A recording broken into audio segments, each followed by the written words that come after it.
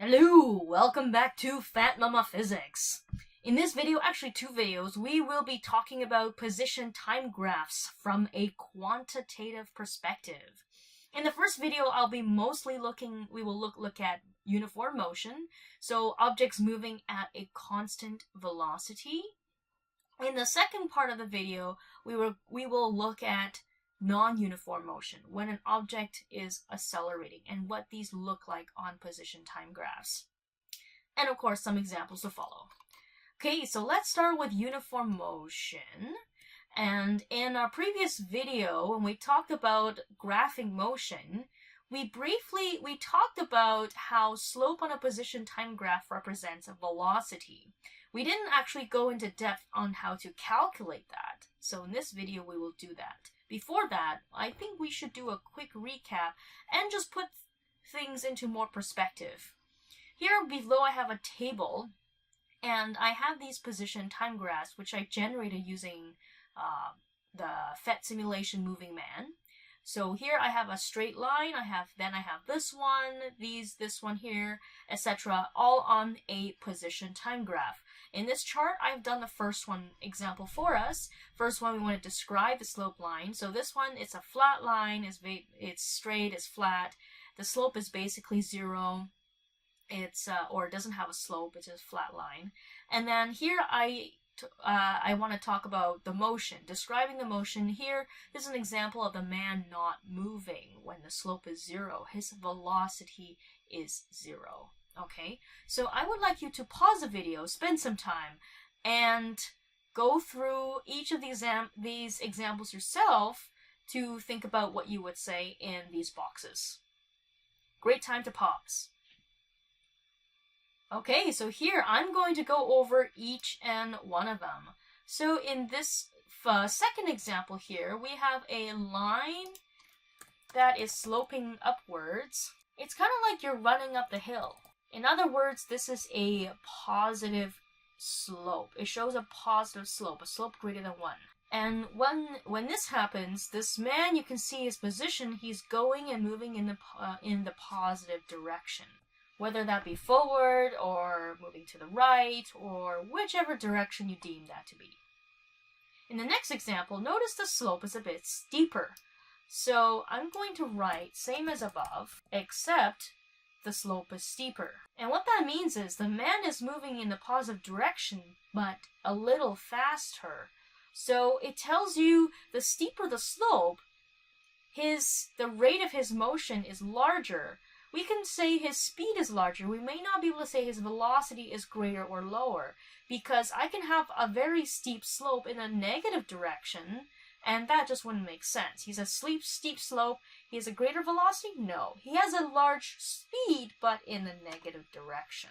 So I'm going to say here, same as above, but the man is moving faster with a greater speed. The next one here, we see a slope, but it is slanting downwards. It's kind of like going down the hill, rolling down the hill. Here we say that the slope is negative, or that it is less than 0. I made a typo up here, which I'm going to fix. I'm very sorry about that. So yes, we have a slope greater than 0. This is a positive slope. It could be a 0.5 slope. It could be a 0.37, whatever that may be. It is sloping upwards. This one is sloping downwards. It has a negative slope. So here's the description. Now in terms of the motion, the man is moving from 10 and moving backwards. So we say that the man is moving in the negative direction. And of course, I didn't do an example where the slope would be steeper, but you can imagine what that would be. It would be very similar to this one over here. The slope is steeper, but the man is moving faster in the negative direction. Okay, so this is just to give you an idea of a sense of what the slope means and in what kind of context, and what the motion might look like. Sometimes you might see the word gradient, and that just means the slope. If you're taking an IB exam, you might see this word, the gradient, and that's just asking for the slope. So please don't be afraid of this word. Now, how to find the slope of the graph quantitatively. Here I have a graph of, I'm going to zoom in here. hopefully you've done some work with finding the slope of a graph in your math class. And if you haven't, and if this is your first time seeing it, it might be a little bit rough, but let's start with this basic example over here. So if you've seen what the slope equation is, I'm going to just start with your slope is your rise over run. So that just means that if you have if the rise is higher, you have a larger or steeper slope. So think of the value, the quantity of the slope, the larger the quantity, the larger the number, the steeper the slope. So how do you find the slope of a graph? You choose a specific section. So let's say I'm interested in this section right here. I pick 2 points on the graph, and ideally they are as far away as possible to get as precise of a slope as we can. With these 2 points, we can now construct a right triangle, and we will need it for the next step. So here's our right triangle. Then using our y-axis, which is our displacement, and our x-axis, which is time, we're going to use that to find the rise. First, we'll start with the rise. The rise, think of it as how much my graph has ascended in the upwards and sometimes the downwards direction. So in this one, this is the rise, this value here, okay? Now you make sure you check that with your y-axis. And you're not just counting up the squares, because sometimes your y-axis might go up by 2s or 5s or whatever that is. Check these 2 numbers, okay? So let's say this is a 7 here and that's a 2. Then the difference between these 2 numbers is 5. And then for the bottom, for the run, you want to look at how far your graph has gone towards the right. So you're finding out this length here, and you're also checking that with the x-axis. So let's say this is a 1, and let's say that's a 9, okay? So then you have 9 seconds minus 1 second. That gives you 8. This is the slope of your graph. Ideally, we calculate out the slope instead of leaving it as a fractions, or sometimes, or if you're lucky, a whole number. We calculate this one out, and this one just so happens to be 0.625. But we are missing something. And you are right, we are missing units. We are definitely missing some units. Now, by default, we do know that the slope means velocity of a graph, and we know that the velocity, we use meters per seconds, and then this one doesn't specify direction, so we just say it's positive here, okay? Now, the interesting thing about the graph is that you can use the graph to figure out the units of your slope in any conditions, in any situation. So why is that? So let's go back. How do you do that? Let's go back to the definition of your slope. Your slope is your rise over your run, okay? And take a look at the top. We subtract this 7 minus 2, and technically there's units up here. 7 is in meters, so is 2. So if you subtract meters from meters, you're still going to get meters. Same thing as you subtract apples to apples. You're still going to end up with apples. So you're left with meters on top, okay? And then you're left, and on the bottom, same thing. I have 9 seconds minus 1 second, leaving me with 8 seconds. So the units on the bottom is in seconds. Now, if I divide the top by the bottom, I get meters per seconds. Cool, eh? So what that means is that anytime when you have a slope of the graph and you're trying to find out the units, it's really just units in your y-axis divided by the units in your x-axis. And this might be a skill that's applicable when you're doing graphing, or when you're for, say, another unit or another experiment, or experiment that you design yourself and you're trying to figure out the meaning of the slope. So that here, in this example, this gives us the rate of change in position over time, which is velocity. Okay, let's do an example, okay? Interpreting position time graphs from a quantitative perspective. So here we have a few questions. I'll just give you how much questions we have to do here. Let's start with the first one, total displacement. So here we have a graph. The person starts off at 0 and ends up way over there. So to find the total displacement, what we need to do is just compare the beginning to the end. And since this is a position time graph, it tells us the final position relative to the initial. And if we take a look at this final blue dot over here, it says -1. And since this person started at 0, that means the person only moved -1 meters relative to the reference point. So the total displacement here is just -1 meters. We're very lucky here that this person started from 0. That wouldn't be the case if the person started, say, at 4 meters. Then we actually have to look at and subtract the difference here. So the person, if they started at 4, that would be -5 meters for the total displacement, as an example. Okay, so that is the just the total displacement. Nice and easy. Sig fix, I just left it at 1 because the graph is not showing too much and also no numbers in the question to really dictate that. Total distance traveled. So the easiest way to figure out the total distance traveled is to break this graph up.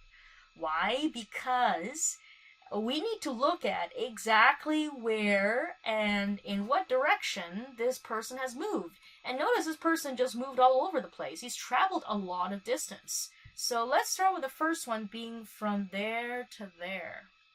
Okay, so if we just take a look at that blue segment he traveled, and we don't care in what direction. Distance is direction independent because it's a scalar. He traveled 1 meter, 2 meters, 3 meters, 4, 5, 6 meters in total, okay?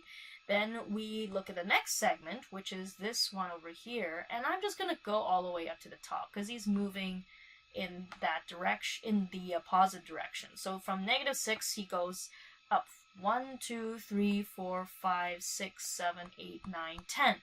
He goes up 10 meters. And you can also do that by taking 4 and subtracting by -6, which also gives you 10. But either way, it works. Next one, bam, he's not even moving. +0. And last but not least, he's moving back in the negative direction.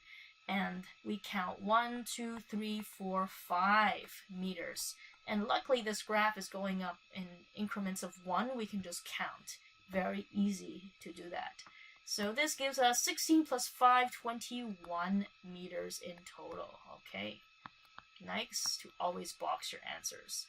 Next question. Find the average velocity from 5 seconds to 7 seconds. So I'm going to use purple because that's the segment of interest. This part over here. Well then, we know that on a displacement, a position time graph, the velocity is the slope of the graph. And when we ask for average velocity, we're looking at this whole segment. And really, the average velocity is the same at every single point. So we can just take the whole reading from this 5 seconds to 7 seconds to find the average velocity. But take a look at the slope. It's a flat line. The slope is 0. Because the slope is 0, the average velocity is also 0. Let's write that down. When I say 3 dots like this, it means therefore. And that's AVG for average velocity is also 0 meters per second. Okay? So that was easy. Isn't it nice when you don't have to calculate anything? Hey. Next one, the average velocity from 3 seconds to 5 seconds. So that looks like it's the green segment. So from here to there. And since the slope is the same, it's a straight line, we can use the entire piece of this line to find the slope, to find the average velocity, because it's the same at every single point along this line. So I'm going to use the endpoints here, and I'm going to draw my right triangle. We know that the slope is rise over run. So let's count how much it rises by going up. Okay, so -6 all the way to 4. So that I can count by 1. And now we know that's 10, but let's double check. 1, 2, 3, 4, 5, 6, 7, 8, 9, 10. Or you can take 4 minus -6, which I mentioned earlier, -10. And then to find the run, we just look at the time, how much the person would run. So 3 seconds to 5 seconds. That's 2 seconds, but let's just write it down. So we have total of 10 meters rise to 2 seconds of run. Dividing 10 by 2, we get 5 meters per second in the positive direction. Okay, so that is a nice clean example there, but imagine we had to find the slope when it's negative, okay? So keep in mind, if the slope is negative, that means your rise is going to be a negative value. So I didn't actually ask you for the average velocity from 0 to 3 seconds. You're welcome to try that. But I think I have an example here which will do us that favor. E, define the average velocity of the entire trip. Well, there's actually 2 ways to do this problem. The fast and dirty way, which we have in our disposal, is just to use the total displacement over the total time, calculating it mathematically. And that we already know the total displacement. We calculated it all the way up there. Okay, so that's -1 meters, and if we look at the total time from 0 to 8 seconds, and that gives us -0.125. Calculate that if you don't believe me. Meters per second. Now that's a quick and dirty way. Now what happens if, let's say, you don't have the total displacement, or let's say I gave you the question where you have to find the average velocity of 2 random points in time. Maybe it's from, say, here to there, which let's say that was the case. How would you do that? I'm going to use the current question as the example.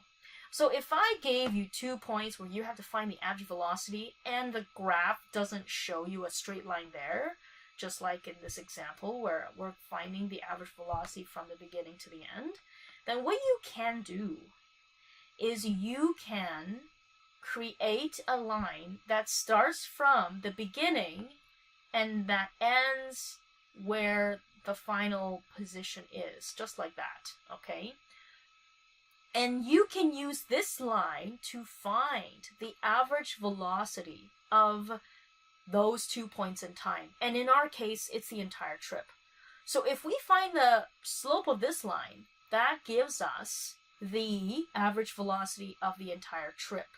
So let's calculate this slope. I know we already know the answer, but I want to go through this question in a different way in case you might want to use this way to tackle a different problem. So same thing, rise over run. Let's write that down. And then we can go back to our triangle, which we haven't created yet, so let's do that now. That's a very skinny triangle, and it looks really bad, but I digress. This slope, however, notice that let's start with a run. The rise. Notice the graph is not rising. It's going downwards, it's sloping downwards. So the rise is actually not 1, but it's -1.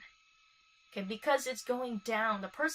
Imagine you're on a slope and you're going down. So we say that is negative when the slope is negative. We have a negative rise. You're not rising, it's the opposite of rise, which is -1. Okay? Now let's take a look at the run. Okay? Run we have from all the way from 0 seconds to 8 seconds. We go all the way to 8 seconds, also negative 1 meters over 8 seconds, which we know is negative 0.125 meters per second after we calculate it out. Okay, so the reason why I did this question a second way is, first of all, give you an example of when you would have a negative slope. How do you deal with a negative slope? If you have a negative slope, you need to use a negative value for the rise, because you're not rising, you're descending. Descending mathematically, you can think of it meaning negative. The other reason is, and when you have to find the average velocity between two random points in time, you can draw a line in between and find the slope of that to find the average velocity, just like what we did with the total trip. Okay, so this is the example. All right, and next we have the try it yourself. Okay, so please pause the video, try this yourself, and when you're ready to come back, you can watch the solutions. So here I go. Okay, so their total displacement is actually 0, no position change, but the total distance is different. We're going to break it out to 3 segments. First, we travel 16 meters forward, 0, and 16 meters back. So then we add them all together, giving us 32 meters. The average velocity from 0 to 5, slope, rise over run, going up by 16 meters over 4 seconds, gives us 4 meters per second. Now, the slope is 0, because we didn't move anywhere, so the average velocity is also 0. So the average velocity, I use a little arrow at the top to signify the vector, total displacement over total time. Total displacement is 0, therefore 0 average velocity. But for speed, I did not use a little arrow, no vector sign, but this time we're using total distance. So we have 32 meters over 10 seconds. All right, welcome back. So in this question, I kind of threw a wrench at you in some parts, eh? So notice it's a person goes somewhere, comes all the way back, no displacement at all, position did not change. We found the distance, average velocity. I didn't give you the negative. I should have given you the negative one. If you want to challenge yourself, please go try finding the slope of the negative segment of the graph, the purple section, which will give you a negative slope. Give it a try. And last but not least, the last question. I asked you for average speed, which I didn't go over. I'm sorry about that. Didn't realize it until I did it. But good challenge, hey? Good challenge, hopefully. So when I did the solutions, notice the average, I put a little vector symbol on top for the vector for velocity. It's a vector. And I just did it where I calculated mathematically because we already found that out in the earlier part of the question. So total displacement over total time, guided move, 0 meters per second.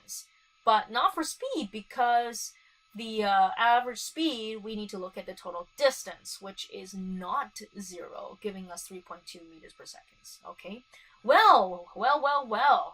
Good for you for holding on for the entire video. So hopefully you learned something in this video, and don't forget to watch part 2, which we will talk about non-uniform motion. Alright, good luck with your examples and problems, and I will see you back for part 2. Good luck.